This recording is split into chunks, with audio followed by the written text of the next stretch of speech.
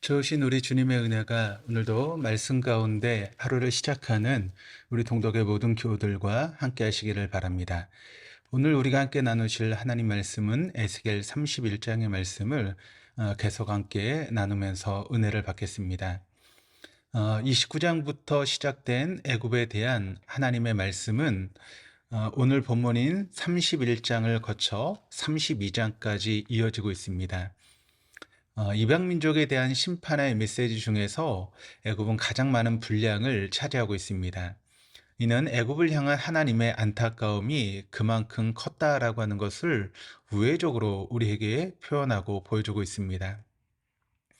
실제로 애굽은 이스라엘 민족이 형성될 수 있었던 모판과도 같은 나라였습니다.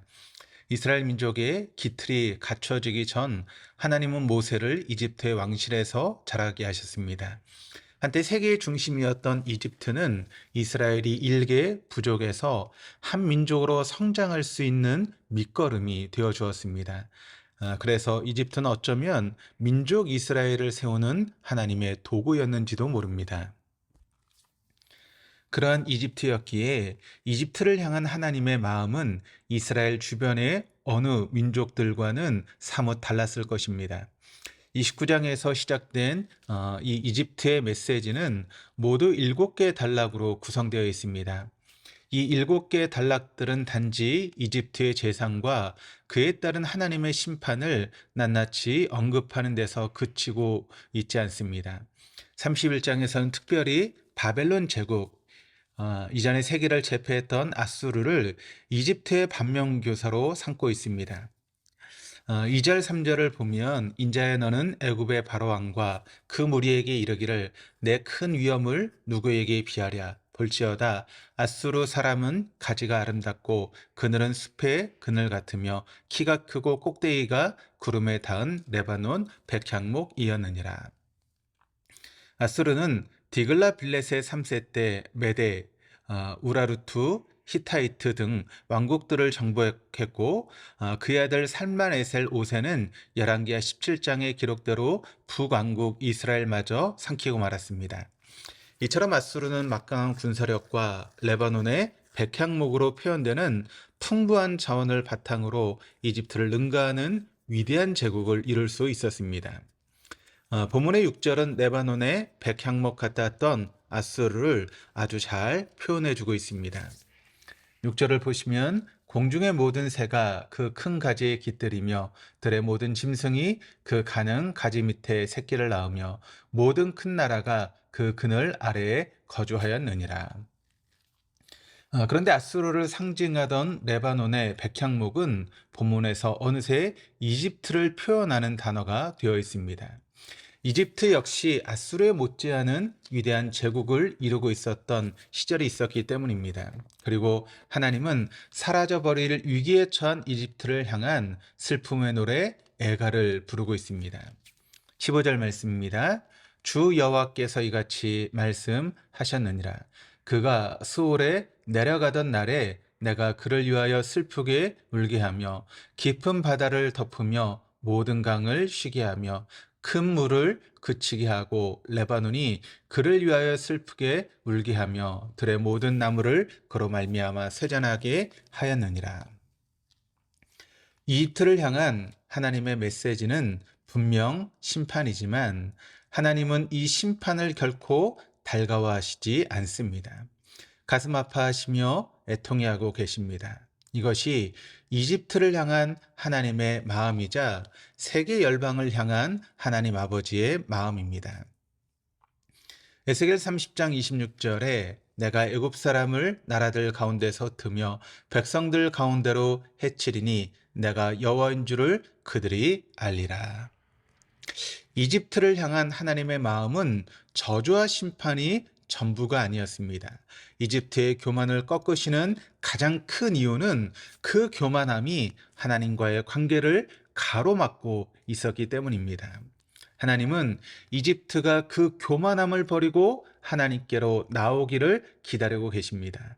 이집트의 교만함을 그토록 집요하게 들춰내시는 이유는 그 교만을 부서뜨려서라도 당신과의 관계를 회복하시겠다라고 하는 하나님의 의지가 담겨 있기 때문입니다. 하나님께서 이집트를 책망하신 주요 원인은 이집트의 교만함 때문이었습니다. 여러분, 교만이 무엇입니까? 스스로 높은 치 하는 것, 그것이 교만 아니겠습니까? 괜찮지 않은데 괜찮은 척 하는 것입니다. 그것은 교만은 결국 허세입니다. 경제적인 풍요로움에 빠져 정작 자신의 봉고한 것과 가난한 것과 벌거벗은 수치를 알지 못했던 라우디게아 교회처럼 레바논의 풍요로움에 빠져 있었던 아수르는 정작 자신의 영적인 황폐함을 보지 못했습니다. 이것이 허세이고 교만입니다. 하나님은 레바논의 백향목이 가져다 주는 화려함에 취해 자신의 실상을 바라보지 못하는 이집트를 향해 부르짖고 계시는 것입니다. 아수르의 전철을 밟지 말라고 말입니다. 이집트 제국이 지니고 있었던 영광이 아무리 화려하다고 한들 그 영광은 흩날리는 먼지에 지나지 않기 때문입니다.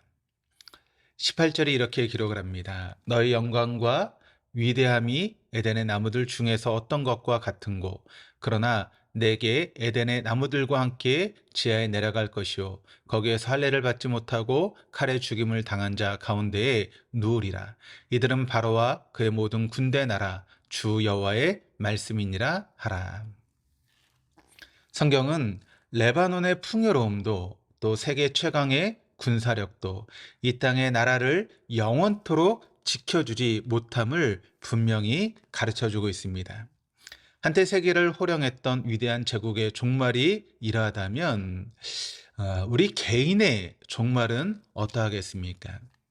사랑하는 교회 여러분, 믿음은 우리를 포장하고 있는 가식과 허세를 벗어나는 데서 출발합니다.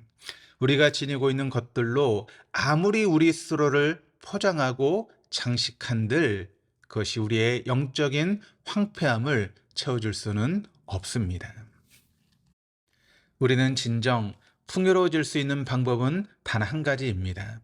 양으로 생명을 얻게 하고 더 풍성히 얻게 하시기 위해서 이 땅에 오신 예수 그리스도께로 나아가는 것입니다. 아니, 우리가 어떠한 상태에 있건 상관없이 우리에게로 먼저 찾아오셔서 우리의 마음의 문을 두드리시는 그 음성에 응답하는 것입니다.